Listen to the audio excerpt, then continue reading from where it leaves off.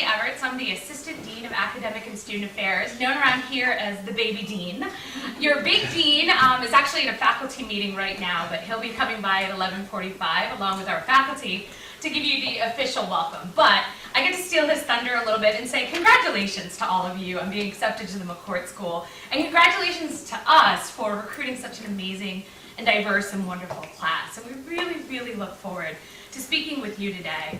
We have a whole day set of activities, as you've seen. It's kind of supposed to replicate what a student experience here is like, hopefully to answer a lot of questions you have, and to talk about fit. I've been in higher education now for about 20 years. I've worked with undergraduates and graduate students.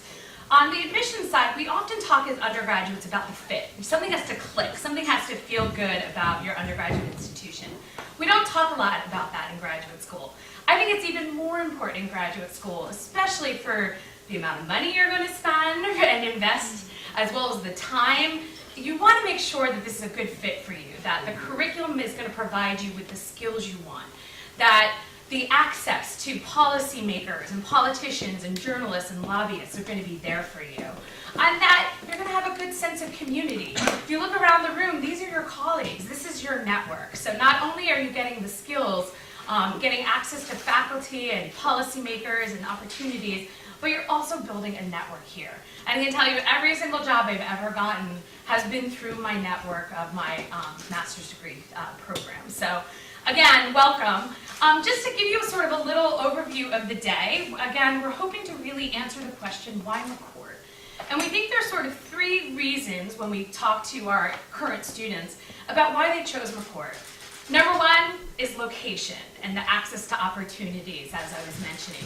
You'll hear today right after this from one of our fellows from GU Politics, and you'll learn more about GU Politics, or formerly known as the Institute of Politics and Public Service. You'll hear from current students about the opportunities they got by being in DC for 2 or 3 years, and as well as you'll hear from the Career Development Office about internships and things that you can do while you're here in DC, and just the incredible amount of events and speakers and opportunities you'll have while you're here in DC.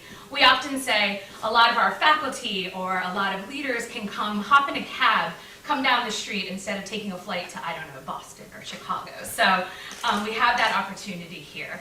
You're here at Georgetown University, which is a wonderful university. You're able to take classes here in the School of Foreign Service, the Law Center, the Business School. We'll talk with you a lot more about curriculum and your choices that are here, but we really try to work with you individually to make sure that you're getting the most out of being here at Georgetown. For those of you who don't know, Georgetown is the oldest Jesuit institution. It was founded in 1789, the same year that our Constitution was ratified. So there's always been this link between Georgetown University and public policy. As some of you may have heard, we became the McCourt School in 2013 when we got a $100 million donation, the largest donation Georgetown has ever gotten. And that's really helped us focus on 4 things: student excellence by providing us with more scholarship money, faculty excellence by being able to hire Georgetown's first Nobel Prize winner, George Akerlof, who you can take a class with, as well as other outstanding faculty. We've set up the Institute of Politics and Public Service, again, who you'll hear from, and then something called the Massive Data Institute, and understanding this role of big data and using it for social good. And the Dean will talk with you later, but we're actually going to be announcing that the McCourt School will be hosting the U.S. Census Bureau's Research Data Center here on campus, and you as students have access to that data and can work alongside faculty and do research with that. Also, sort of the location-wise, you're here in Old North. This does house the McCourt School. It is the oldest usable building on campus, which means the bathroom situation is a little funky. If you hadn't been told, there's no actual bathrooms in this building. It's that old.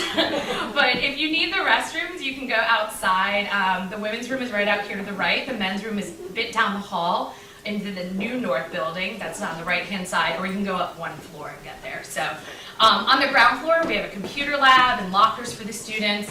This is our student lounge. along with faculty and staff offices. Up on the second floor, where you'll be later for the reception, there's event space and the dean's offices, and then on the third and fourth floor are faculty offices. So you'll get to see a little bit of Old North today, as well as the community. And also you'll be going to and attending sample classes, so you'll see what the classrooms are like here at Georgetown. So another thing about Old North is that this actually used to be a Civil War hospital that housed both Union and Confederate soldiers, and that's actually why Georgetown's colors are blue and gray. The students chose them in order to unite the nation. So it tells you a little bit more about our history. How many of you, or any of you, go to Georgetown undergrad? No, okay.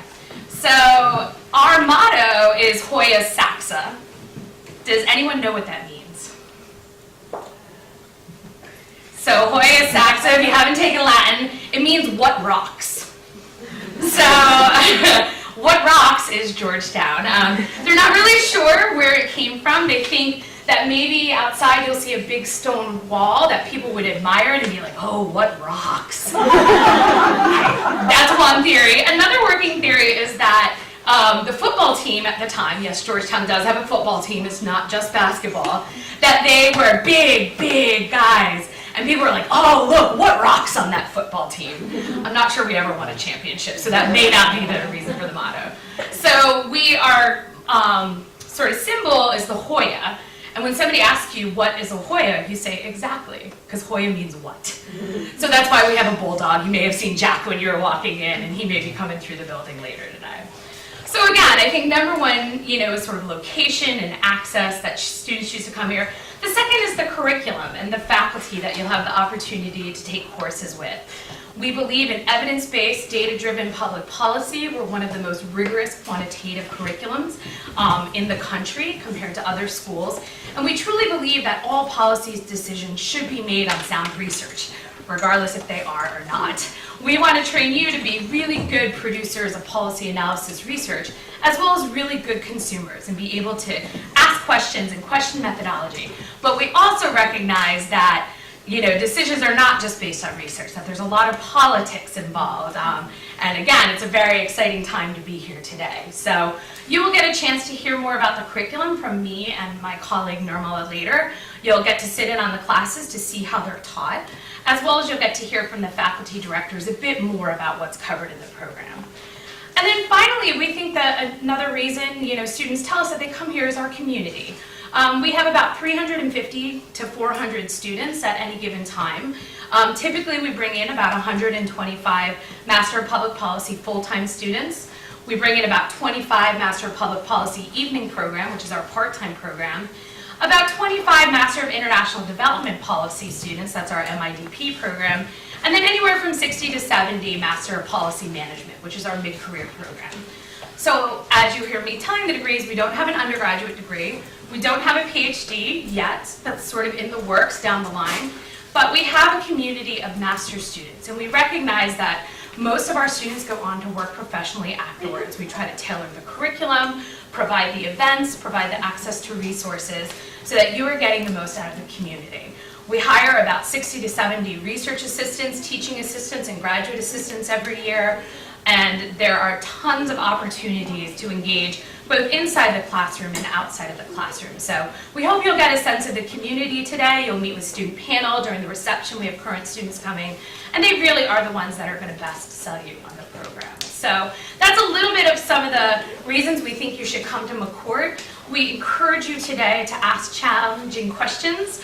I can answer most things except maybe the financial part, but we do have a person from the Graduate Financial Aid Office coming in to speak with you about that. So throughout the day, feel free to grab one of us, ask us questions. Again, we want you to inquire and do the most research you can to make sure this is a good fit for you. So in sort of segueing to the next part, as I mentioned at the beginning, sort of the location and access to opportunities is one of the biggest draws for students to come here.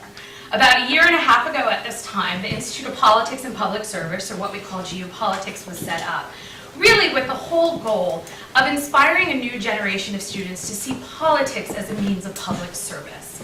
As you'll hear from the Executive Director, Mo, he will tell you politics is broken. We want to hear from you. We want to hear from undergraduates and other graduate students at Georgetown. How can we fix it? one of the highlights of the program is bringing in fellows each semester. And fellows have included the former governor of Maryland, Martin O'Malley, former president of Costa Rica, Laura Chinchilla, journalists, lobbyists, campaign managers, people who are on the ground doing this work that want to teach you, but also want to be taught by you about how to fix politics and how to see it as a means of public service. So this morning, it is my pleasure to introduce one of the current GU Politics Fellows. All fellows hold office hours where they meet with students individually. They work with a student strategy group on a certain very specific issue, policy issue that they research and make recommendations at a political hackathon. And then they hold weekly study groups, which are not for credit. You don't have to do any homework, hopefully, but you get an opportunity to sit and discuss with the fellow. So the fellow that we have today, this is Anna Palmer. She's a senior correspondent for Politico, and she's the co-author of Political's Playbook. She has been working with students all semester on her discussion group, which is called Donald Trump's Washington, Understanding the New World Order of Politics in Washington. So you can imagine, very timely, very relevant, and a very busy Anna Palmer. So I will turn it over to her, but I look forward to seeing you later today. Thanks again and welcome. Thank you so much. Thank you.